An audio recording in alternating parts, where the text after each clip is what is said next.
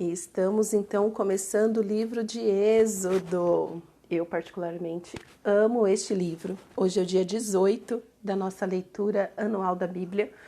E hoje na nossa porção temos Êxodo, capítulo 1, 2 e 3. Por que eu amo Êxodo?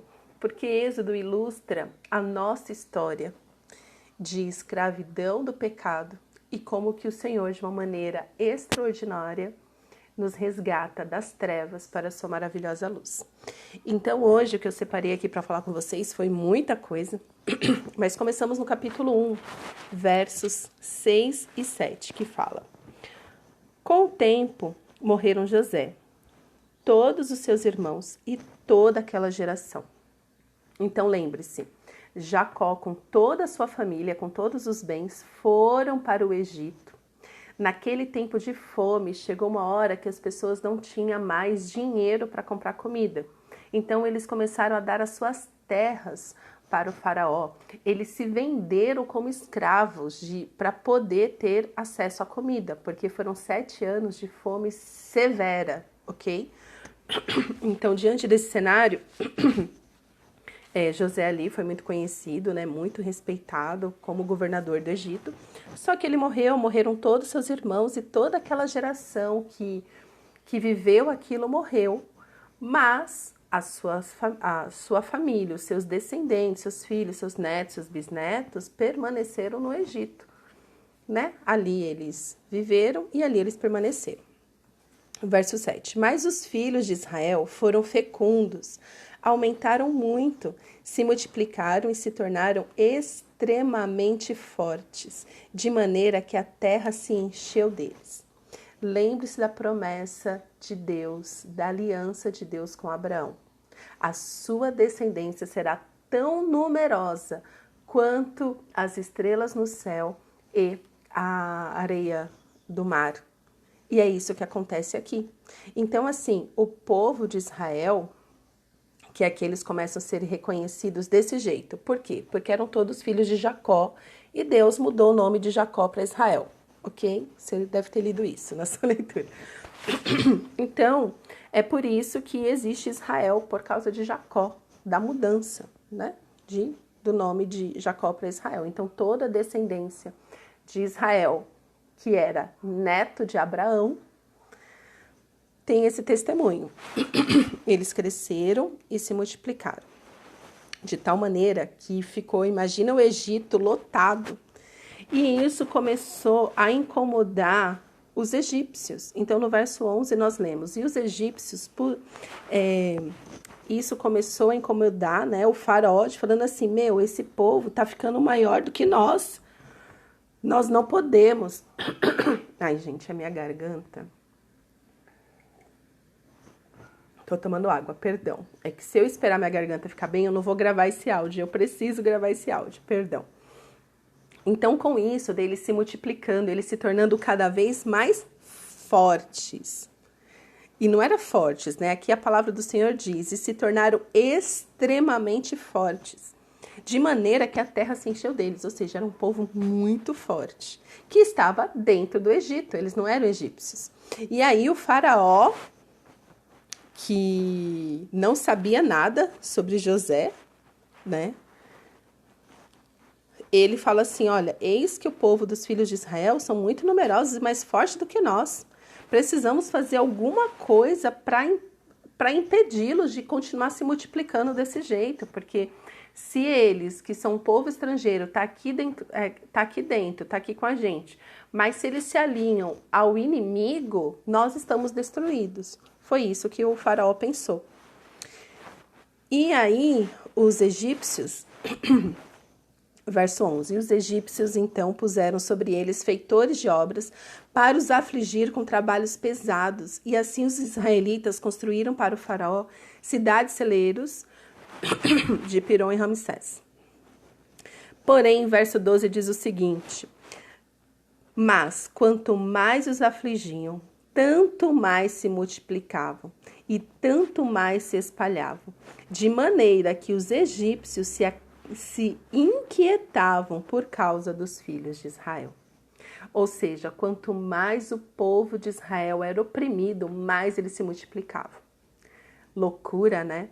Mas é isso que nós vemos na Igreja de Cristo. Quanto mais a Igreja de Cristo é perseguida, mais ela cresce e se fortalece.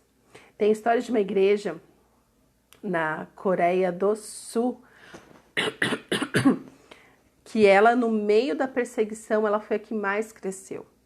A igreja cristã na China, quanto mais perseguida, mais ela crescia. E essa é a história sobre os filhos de Deus, que não é uma novidade para nós hoje, porque se lermos a Bíblia, é assim que Deus opera. Quanto mais perseguidos, mais forte nos tornamos. Por quê? Porque buscamos o Senhor com mais profundidade, com mais afinco, com mais atenção. E é isso que Deus honra. Uma igreja que não tem perseguição, uma igreja do oba-oba, acontece o que está acontecendo no Brasil hoje, que é um absurdo, é um absurdo. Se você só vai na igreja de vez em quando, se você tem um compromisso mais ou menos com Jesus, é para você mesmo esse áudio. Tá na hora de você ter uma vida profunda com Jesus, parar de usar Deus como seu amuleto. Só procura o Senhor quando você precisa. Só vai na igreja por desencargo de consciência, porque acostumou ir. Não. Está na hora de você voltar ao primeiro amor, ser quente, ser forte com o Senhor. Então, a igreja, é por isso que temos vivido tempos, né? Chegou o tempo da igreja no Brasil ser fortalecida, por isso tem sido tão atacada, né? A igreja tem sido atacada. E como que se ataca a igreja? Atacando as famílias. Tá falando mais que os pais não podem ter direito sobre os filhos. Ai, tira o nome do pai e da mãe do RG da criança.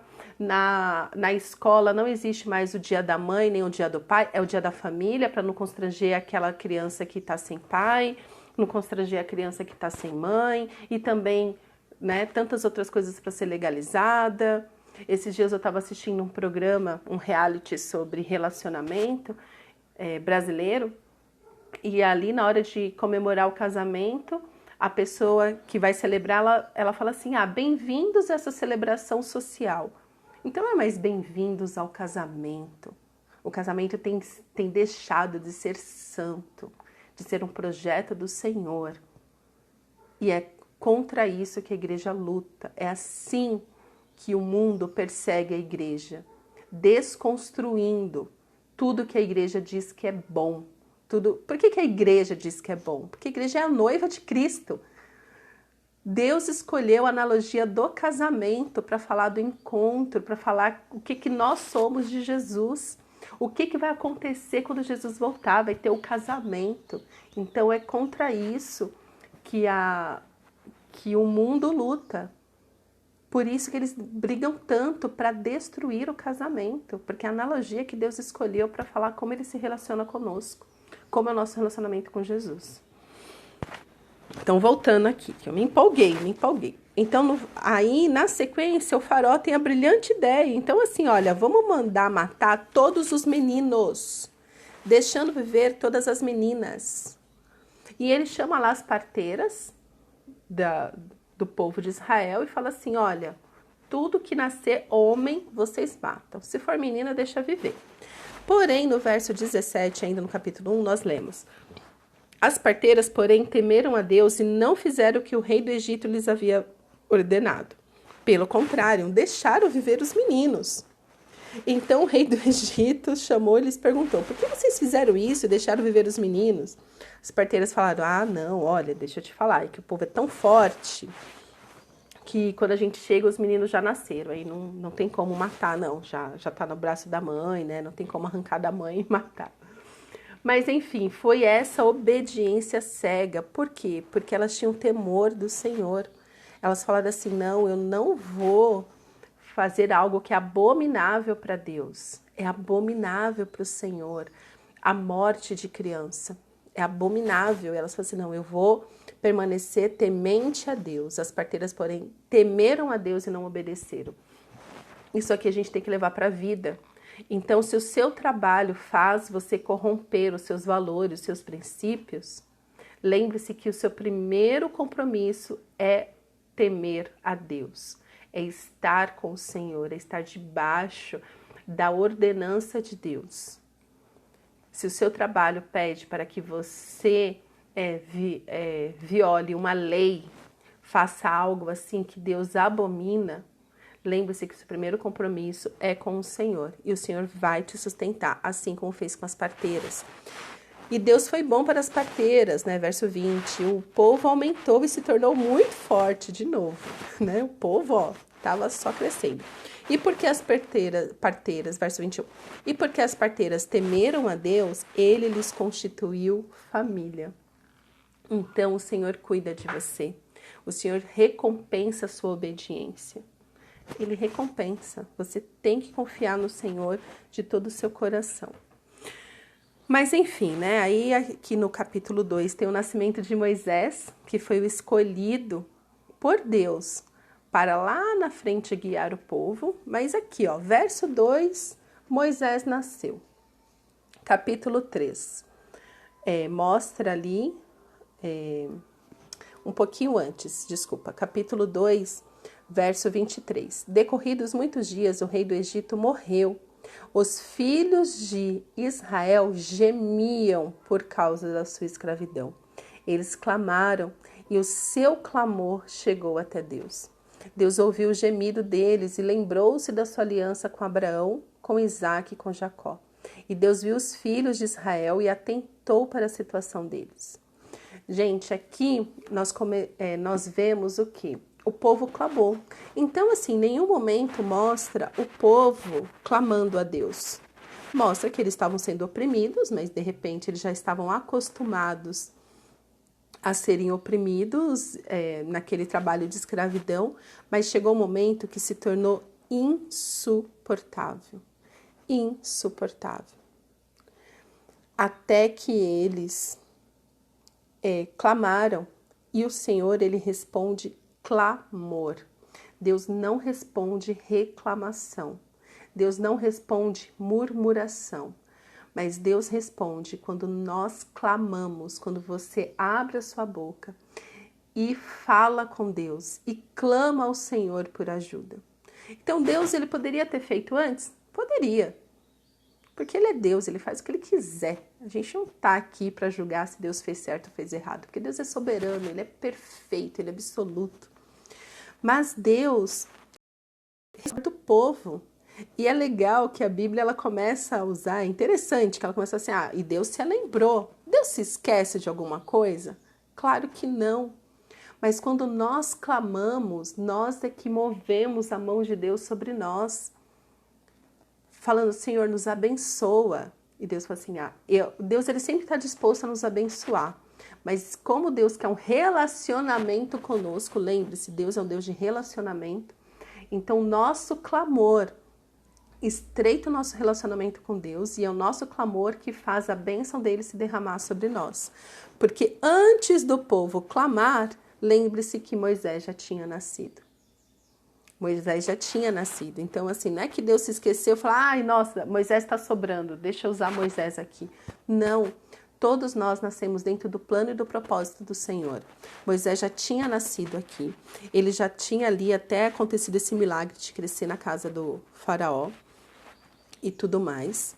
Até que, e aqui, quando o povo começa a clamar, Moisés está fugiu do Egito, porque ele matou lá um egípcio. E capítulo 3. Então lembre-se disso, Deus responde clamor, não responde reclamação. E Deus ouviu o gemido do povo e foi ali que ele foi ter com Moisés. Capítulo 3. Deus aparece para Moisés numa sarça ardente, no fogo, em chama, no fogo, fala com Moisés. E aqui versos 7 e 8 fala assim, conheço o sofrimento do meu povo. Por isso, desci. Quando nós clamamos, Deus desce. Quando nós clamamos, o céu vem. É por isso que lá na frente, quando Jesus, ele nos ensina a oração do Pai Nosso, Jesus fala, venha a nós o teu reino. Então, o reino do Senhor, ele vem. E Deus fala, por isso eu desci a fim de livrá-los das mãos dos egípcios e para fazê-los sair daquela terra e levá-lo para uma terra boa e ampla, terra que mana leite e mel. Ou seja, o plano do Senhor já estava completo. Deus, ele não é limitado com agenda, com dias, com mês e ano. Não, ó, este é o plano que eu tenho para vocês. O meu povo me chamou, por isso que eu estou falando. Clama que o Senhor vem. Deus sempre vem ao nosso encontro. Deus desceu para nos livrar. E aqui já é uma analogia com a descida de Jesus. Jesus, ele encarnou para nos livrar do pecado. Jesus desceu e se fez homem, se fez carne para pagar pelos nossos pecados. Olha que incrível. E aí Moisés começa a falar, como assim, Deus, eu aqui no auge dos meus 80 anos. Moisés já tinha 80 anos aqui. O que eu vou falar para o povo? Eles não vão acreditar em mim.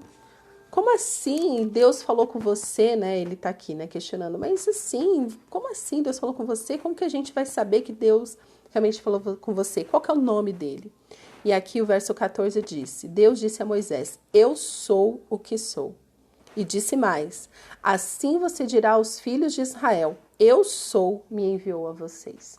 Então lembrando que ali o povo, o Egito, eles tinham muitos deuses, que não era o Deus criador, não era o Deus absoluto, eles tinham outros deuses, eles tinham outras, né, convicções. Então, tá bom, você tá vindo aqui falar em nome de Deus, que Deus é esse aí? É o Deus da chuva, é o Deus da água, é o Deus ali que tá manifestado na vaca, que Deus que é esse? Que mais pra frente a gente vai ver que era cheio de feitiçaria no Egito, era cheio de adivinhos e feitiçaria. E Deus fala assim, não, eu sou diferente. Fala para ele que eu sou.